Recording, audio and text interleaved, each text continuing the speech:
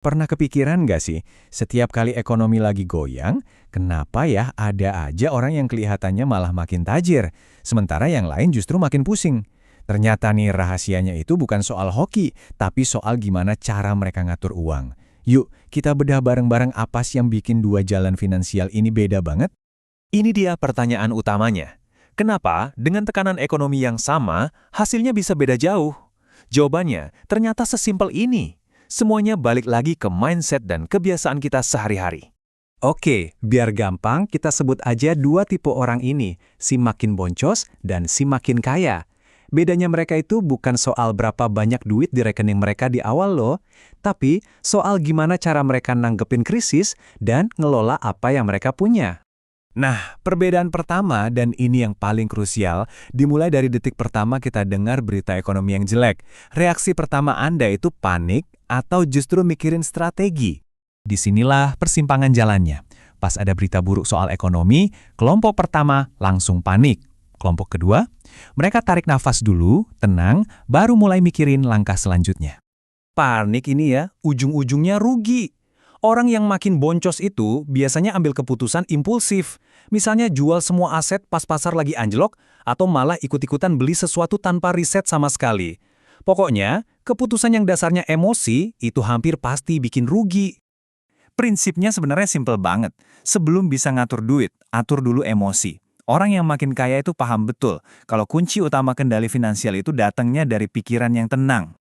Oke, kita lanjut ya. Perbedaan kedua ini soal jaring pengaman finansial. Kalau tiba-tiba ada kebutuhan mendesak, mereka larinya kemana? Coba deh jawab jujur dalam hati. Kalau Anda tiba-tiba butuh uang banget dalam situasi darurat, apa yang pertama kali kepikiran? Jawaban Anda itu bisa jadi cerminan kondisi keuangan Anda sekarang. Nah, di sini bedanya kelihatan banget. Yang makin boncos, otaknya langsung mikir, waduh, pinjam ke siapa ya? Entah itu ke teman, keluarga, atau yang paling bahaya, pinjol. Sebaliknya, yang makin kaya udah siap. Mereka mikir, oh tenang, ada dana darurat. Terus, dana darurat itu idealnya berapa sih? Aturan mainnya sih, minimal punya simpanan buat biaya hidup selama 3-6 bulan. Ini tuh semacam bantalan pengaman yang bikin kita tenang dan punya pilihan kalau ada kejadian tak terduga. Belum punya dana darurat? Santai, nggak ada kata terlambat buat mulai. Caranya gampang kok. Coba lihat sekeliling rumah. Ada barang yang nggak kepake? Jual. Duitnya langsung masukin ke rekening terpisah biar nggak keganggu. Atau bisa juga taruh di reksadana pasar uang biar aman. Lanjut ke perbedaan ketiga yang fundamental banget, konsistensi gaya hidup. Ingat ya, ini bukan soal hidup super pelit, tapi soal kestabilan. Si makin boncos ini sering banget kejebak di siklus yoyo keuangan. Mereka coba hemat gila-gilaan, terus ngerasa tersiksa, dan akhirnya balas dendam dengan belanja besar-besaran.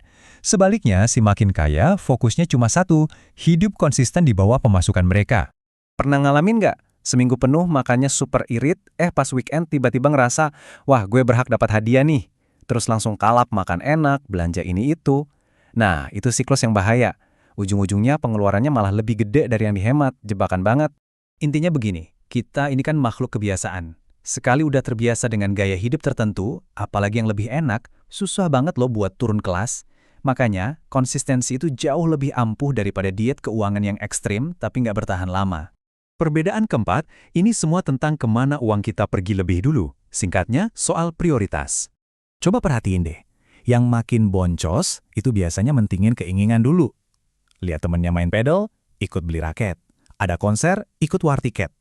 Soal nabung, gampang nanti aja. Nah, kalau yang makin kaya, logikanya dibalik.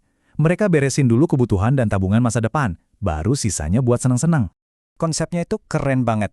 Pay yourself first atau bayar diri sendiri dulu. Maksudnya, begitu gajian, langsung pisahin porsi buat tabungan dan investasi. Jadi, bukan nabung dari sisa uang di akhir bulan ya, tapi sengaja nyisihin di awal. Ini bukti kalau masa depan kita adalah prioritas. Dan yang terakhir nih, yang kelima, cara mereka investasi. Ini penting banget buat bedain, ini cuma ikut-ikutan atau beneran mau numbuhin uang. Di sini bedanya tajam banget. Yang makin boncos, itu modalnya FOMO. Takut ketinggalan tren. Lihat orang rame beli emas, ikut beli. Lihat dolar naik, ikut beli. Sebaliknya, yang makin kaya, itu investasinya pakai modal ilmu, riset, dan tujuan yang jelas. Ini bahaya banget loh. Jangan pernah taruh uang di sesuatu yang kita nggak ngerti. Kalau kita beli aset cuma karena lagi rame dibicarain orang, tanpa paham fundamentalnya apa, itu namanya bukan investasi, itu judi. Investor yang cerdas itu punya strategi, dan strateginya bisa beda-beda. Ada yang tipenya trader, jago cari momen buat beli pas murah, dan jual pas mahal. Ada juga yang lebih suka jadi investor jangka panjang, fokus nabung rutin di aset bagus, dan nggak pusing sama naik turun pasar. Dua-duanya bener kok, yang penting ada strateginya. Jadi, kalau kita rangkum, ada 5 kebiasaan kunci yang membedakan jalan finansial seseorang. Tetap tenang dan strategis, punya dana darurat, gaya hidupnya stabil, selalu bayar diri sendiri dulu, dan investasi pakai ilmu, bukan ikut-ikutan.